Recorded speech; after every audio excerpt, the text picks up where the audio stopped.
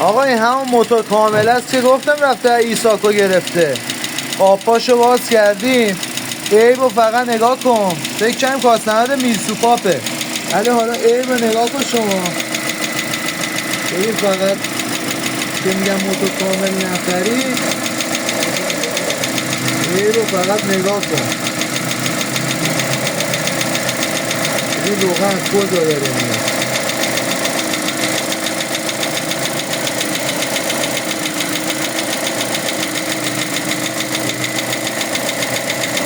یه ذره کار کنه الان روغن هستی میزنه بیرون.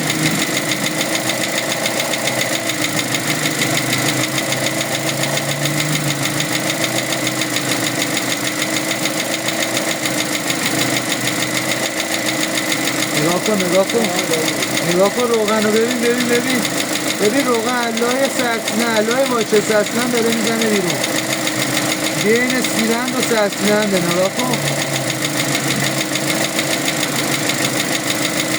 ببین شور داره روغن میره. این ماشین نیم ساعت کار کنه یاتاقان میزنه.